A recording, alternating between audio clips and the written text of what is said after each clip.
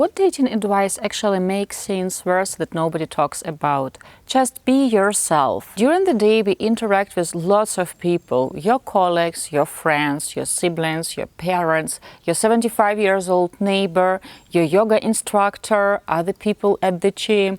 I'm not talking even about our professional responsibilities. And of course, with all these people, we wear different hats. And you know what? It all comes naturally. You know which hat to put on with which people. For example, with your employees, you act a certain way. And if your boss, your manager starts talking to you, you switch your hat. And then clients, you act with them in a totally different way, not the way I hope you act with your friends. And then you ran into a neighbor, and then you go to gym, or you go to a Spanish or dancing class. And there you act in a totally different way with the teacher, with other people in the gym.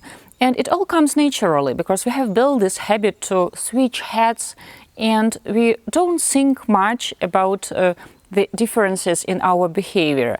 But when we go out on dates, can we actually wear the same hat as we do in the office?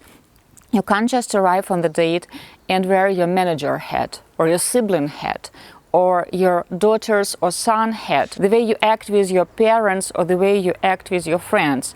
So the idea that you have to just be yourself, well, it's not actually a good dating advice, because yes, when you go out on a date, you shouldn't try to pretend to be someone else, but it's quite normal to be willing to be your flirty self, your romantic self, not your manager self. Like always, I will share some stories with you. I've got a new client, and right from the beginning, the gentleman told me that I'm introverted and my dates should understand it and adapt to this characteristic of mine, because I don't like going out, I don't like being surrounded by other people. So women should adjust, they should understand that I'm just introverted. This is who I am. But you know what? For dating to happen, you actually have to go out. You can't invite your date over for the first date to your place or insist that she invites you to her place. A serious, smart woman won't be interested because, well, there is a certain routine, certain process. You ask a lady out, she puts on a nice dress, you talk, you flirt. There are tons of people who are introverted, but they still attend birthday parties, they meet their relatives, they meet their friends, they have jobs. And you know what? Not all introverted people are lucky enough to work just with the computer. Still, you will have the team, clients, your manager. So the idea that I am just introverted, this is me, and the ladies have to adjust, they have to understand that I don't want to go out, but for example, I want to cook for her and invite her to have this date in my garden.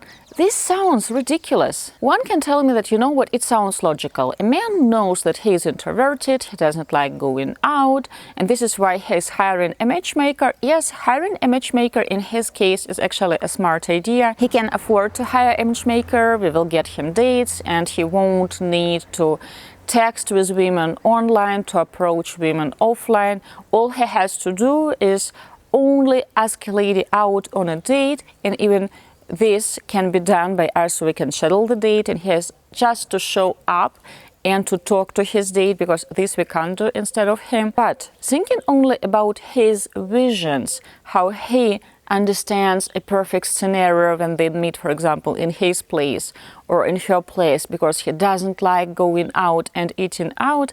And what about the ladies? What do they want? Do they want to go out for first dates? Yes, they do.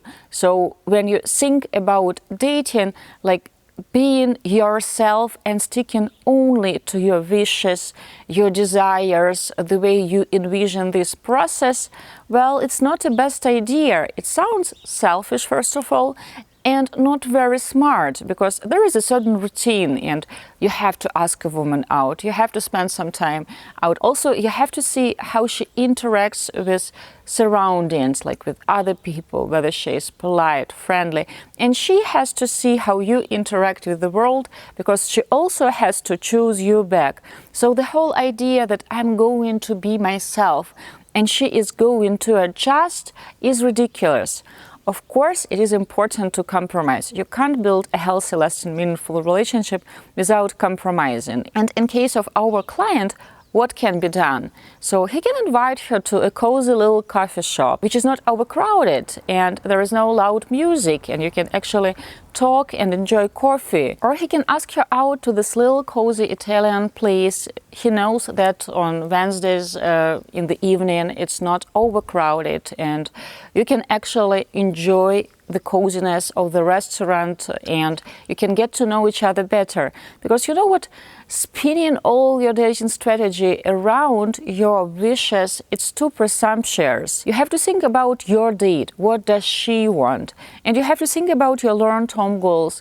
Okay, I want to meet someone to build a solid, lasting relationship, and I want to get married. In order to achieve it, well, probably I will have to take my girl out on a few dates. And of course, if we build a relationship, probably we won't be a type of a couple who will be going out every day or every week. But yes, if my date wants to go to that party, her sister's wedding, or for example, she wants to try out that new Chinese restaurant, I will do it because I like her and I understand that she also has wishes. Being true to yourself doesn't mean that you have to change your entire personality and now you will go clubbing and you will start meeting women at the bars. But you have to think about the ladies and their wishes as well. For example, our other client, he told me that, oh, I just hate texting. It's just not me. I don't like it. I don't like this forced small talk. So I'm not going to text with the ladies. And a man, he is just 31. And of course, he dates women in the age group 25 up till 32. So also younger women. And texting is a new love language, and of course, in between the dates, a lady, she wants some communication. She wants to see proofs that he is interested. She wants to build up this romantic tension.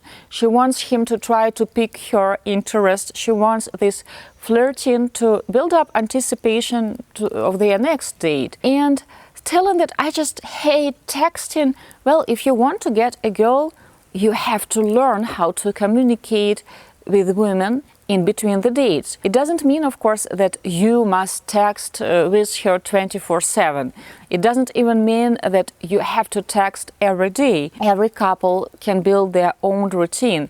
If you prefer calling her on phone and she is fine with it, you can stick to a phone call every day. But still, here and there, you will have to text. You can't avoid it and try to use this excuse that I just don't like texting, so you have to adjust. No, you won't be popular on the dating market if you stick to this idea. Some people claim that, oh, I don't like dressing up. I don't want to pretend to be someone I'm not, so I will keep it casual when I go out on dates. It will be just me. Like at home, I like this t-shirt, it's my favorite t-shirt, or my favorite pair of baggy jeans or sweatpants. So I will wear it to the date because this is just me, and my date, they should just take who I am or don't bother spending time with me. And of course, it is a losing strategy because when we go out on dates, for sure you want to meet someone attractive. And very often, these people who claim that, oh, I don't want to polish myself up to the date, at the same time, they want to date very attractive women or very attractive men, people who care about their looks, people who invest time and effort into their appearance, both their bodies and their clothing. So, of course, if you want to date someone attractive, you have to match the level of attractiveness. Nobody expects the black tie dress code when you take her out to the coffee shop, but you have to be ready to show yourself in the best lighting. You have to show the best version of yourself, the flirty version of yourself. Or people who claim that I want to date someone athletic, it's just me, it's my preference, I can't get over myself, I can't tell my heart whom to choose, I just like very athletic women. But how about these very athletic women? Because, you know, it's the lifestyle, it's discipline, the choice to stick to a certain gym routine, to a healthy diet, why should she choose a guy who has a belly?